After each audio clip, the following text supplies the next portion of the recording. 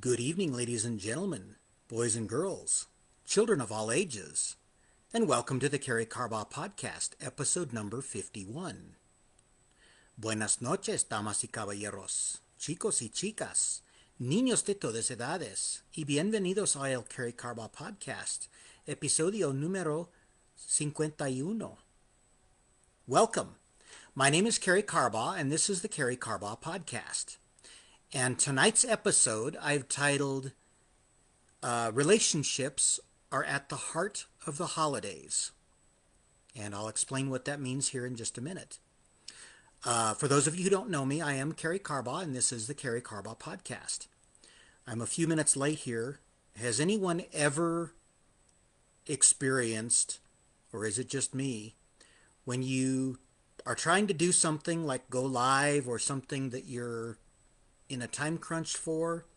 Maybe you're trying to get onto a Zoom meeting or some other digital platform, and your computer decides to do all kinds of updates, and it wants to know if you want to install this software and Microsoft 365 for free, and all these advertisements and upgrades and updates and stuff start popping up, and it doesn't give you an option to cancel out of it.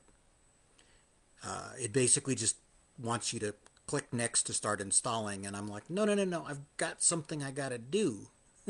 I don't have time to install this right now. And so I just started clicking around. I finally got out of it, but then it popped up another something that it wanted to install, and I'm like, no, not now. I don't have time right now. Has anybody else ever experienced that, or is it just me? If you have, let me know that in the comments. Let me know that you can relate. And while we're at it, let me know if you're joining me live or catching this on the replay. I know it's a little bit late for some of my East Coast friends. I appreciate you all bearing with me for the next, really only one more week, I think, of having to move these a little bit later because I'm involved in a choir at church for Christmas Eve, and we rehearse on Wednesday evenings. And so I jump on here just as soon as I get home from choir practice. So if my voice is a little raspy, that's why as well. I've been singing for a couple hours now. And so I don't have a whole lot of voice left, but I appreciate you bearing with me. We'll do this one more week a little bit later, and then Christmas Eve I should be able to get back to more of my normal time frame. And then we may have to mix it up again in January, but we'll deal with that after the new year. So let me know where you're dialing in from. It's always interesting for me to know where people are watching this from. Last week's episode was viewed in Mexico and in Zambia. So we're getting some international coverage here, some international traction, which is pretty cool. And as you know, if you've been following me for a while, my podcasts are aimed at helping people with their self-esteem. And tonight's episode, I think, is going to be an important episode, building on the last couple that we've covered.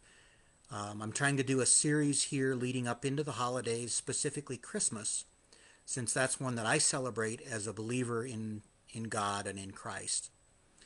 But I think even if you're not a believer, I'm hoping that you can take some of tonight's message and apply it to your own holiday traditions, whatever those might be, whether it's the Jewish holiday of Hanukkah, which is at approximately the same time each year, or perhaps Kwanzaa, or whatever your holiday is that you celebrate. I'm hoping you can take the heart of tonight's message and apply it to your traditions. But I'm going to cover this specifically from a Christian perspective because that is my belief. And while I don't push that on anyone, I make no bones about it. I don't hide it. So tonight's message in particular is going to have a lot of a biblical and a Christian flair to it. So let's jump right in. What did I have in mind with this whole concept of relationships are at the heart of the holidays? There were some things that occurred to me in this last week's sermon. Shout out to Pastor Nick. Thanks for giving me some fuel for these podcasts from time to time.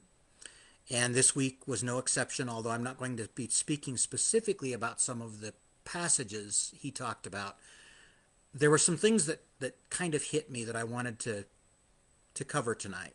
So let's start back in the Old Testament with relationships and the relationship that God had in mind clear back in the book of Genesis, in the Garden of Eden with Adam and Eve. God's desire was to commune in relationship with humans. He created us with the sole purpose, or with the primary purpose, of being in relationship. And so this concept of relationships goes way, way back.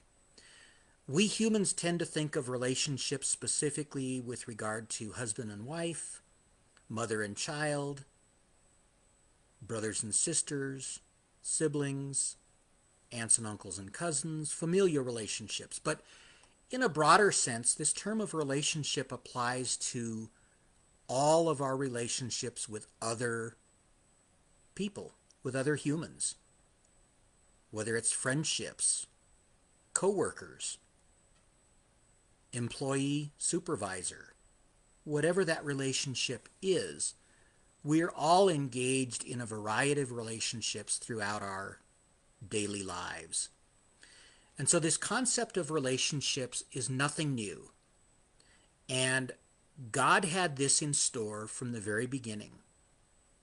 But we humans have a way of messing things up. We're pretty good at that, which is why many of us in our day-to-day lives experience broken relationships. Maybe someone did something to hurt you, and that broke the relationship. Maybe you did something that hurt someone else and destroyed that relationship.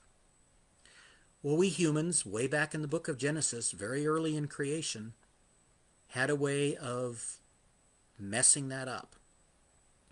God only said there was one thing that we humans were not to do, and that was to eat from the tree of the knowledge of good and evil. And the consequence for that was death. Much like a parent. If a parent says, hey, if you stay out past curfew, the consequence is you're going to be grounded for a week, or you're going to be grounded for a month. And then the kid stays out past curfew. Well, the parent has a choice to make. Do they follow through with the consequence, or do they bend the rules and say, well, okay, I'll let you out of it this time, but don't do it again? If a parent takes that latter approach, it starts to destroy the relationship, because now the child doesn't know the rules, and it can start to erode trust because the parent didn't follow through. One could say maybe they lied. You might argue that's a little bit extreme, but in a sense, they said they were going to do one thing and then they did something else. Well, God is not like that. If God says he's going to do something, or that something has a consequence, he follows through. And he's very consistent. So when God said, if you eat from this tree, you will surely die, then Adam and Eve ate from the tree, and God had a choice. Could he let it go and be inconsistent and be a liar? That's outside of God's character. So that was not a choice.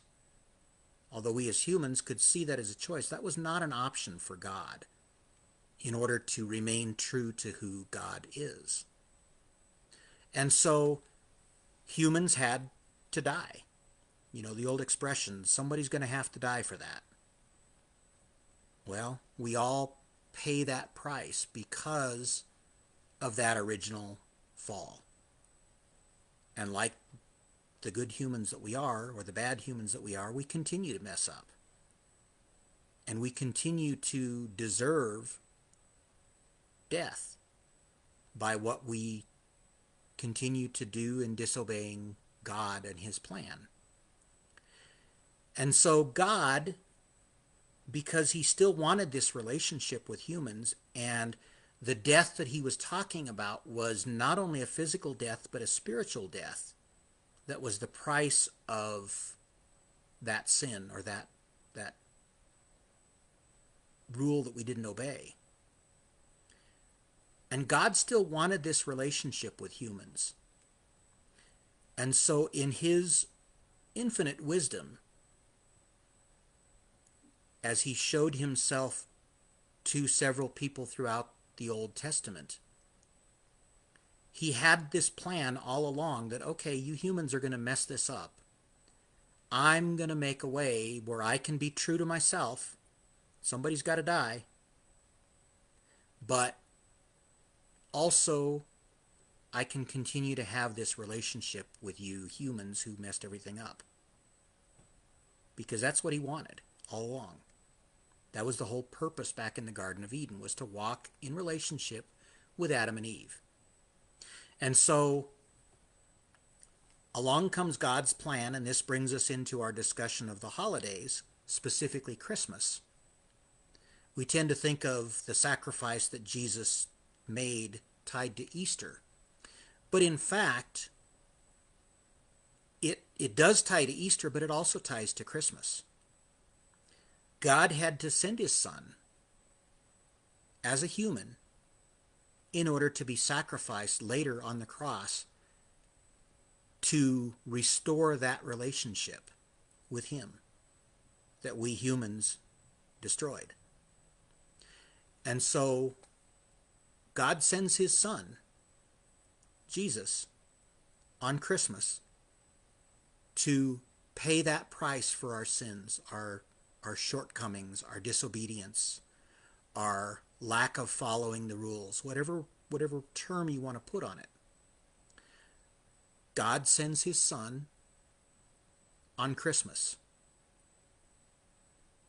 And to transition a bit, I don't think it's by accident that we have adopted in our traditions, many of our traditions, gathering together as family for the holidays. Perhaps you're not with family. Perhaps your family isn't close by. Perhaps your family isn't around. Perhaps you've been estranged from your family. So perhaps you create a chosen family. Maybe a church family. Maybe a group of friends that you're close to. We just came out of Thanksgiving, and a lot of people I saw were celebrating Friendsgiving, where they gathered with friends. I had the blessing of being invited to a family's home from the church that I'm a member of, or that I attend regularly. I enjoyed their family celebration of Christmas and was welcomed into their family as a guest because of our relationship through the church, and we teach Sunday school class together. So we've built that relationship by spending time together. And that then carries into the holidays, where we celebrate together, we reflect on the prior year together, we eat together, we perhaps exchange gifts, perhaps not. That may be a part of the giving, that may not be. A couple weeks ago, we talked about giving gifts to those that are less fortunate. Children in foster care. Perhaps children who are locked up or in a group home setting, dealing with the consequences of their actions. Whatever that looks like, giving those gifts is a form of a relationship, forming a relationship with someone that you may never meet face to face. But by reaching out and touching them with a gift, you're strengthening their relationships with those that they're in contact with. And they realize that there's someone out there that they don't know who cares for them, who cares about them. That's another type of a relationship. And so whatever your holiday, excuse me, your holiday tradition looks like normally, excuse me, or perhaps what it looks like this year if it's not looking like a normal holiday tradition. Perhaps you're getting together with family or friends not on Christmas Day, but on a day around Christmas. That can be a form of a relationship during the holidays. But this idea of relationships and communing with each other is rooted in biblical tradition, in God's desire to commune with us and to commune with each other. There's many references in the Bible that talk about breaking bread together, that talk about being in fellowship with one another. These might be words that are not used commonly in society, but basically breaking bread and being in fellowship with each other is hanging out together, spending time together, chilling together, whatever you want to call it. It's all really different flavors of the same thing. So this idea of being in relationship with each other, communing with each other, is nothing new and was started and set forth by our Creator. So as you go into the holidays, I encourage you to think about this idea of relationship and communing with each other. It's also a great way to build your self-esteem if you're not surrounded by people that you're normally surrounded by during the holidays. Find a group to be in relationship with. Reach out. Do some volunteer work during the holidays. There's a lot of nonprofits and charities that can use help during the holidays. Form those relationships if you don't have them readily available in your life as a way of boosting others, but also boosting yourself. And so with that, I believe that brings me to a close of everything that I wanted to cover tonight. I hope you've gotten value from this. If you have, drop me the word value or a V in the comments. And let me know if you're watching it live or on the replay by dropping the word live or replay or an L or an R in the comments. And if you'd like to be added to my email list, drop the word email in the comments and I will reach out and get your email address from you and add you to my email subscription list that I'm using to get together a list of people to start some more private events similar to these podcasts where we can go a little deeper into some of these topics. So if that's something of interest to you, drop me the word email and I'll reach out, or send me your email address in the privately, not in the comments. I don't want anybody to feel like they have to expose their email address to the world. So send that to me privately on Facebook or Instagram, or just put the word email in the comments. As a friend of mine that I follow, or a podcaster that I follow, I can't really call him a friend because I've never met him, but as he says, click that like button, like this video if you do, and share it with someone else. Leave me a comment down below. With that, I will bid you a fond farewell and a good evening or good day, depending on when you're watching this. Again, I hope you've gotten value. This has been the Karey Carbaugh Podcast. And until we pop up again, either next week on the normally scheduled podcast, or perhaps in the meantime, make it a great day for someone around you. Be a blessing to those you come in contact with. And do something positive for someone around you. Like we talked about last week. Giving back, giving forward. Last week or the week before. So yeah, be a blessing. Make it a great day. And we'll see you on the next episode of the Karey Carbaugh Podcast, if not before then. Have a great evening. Goodbye for now.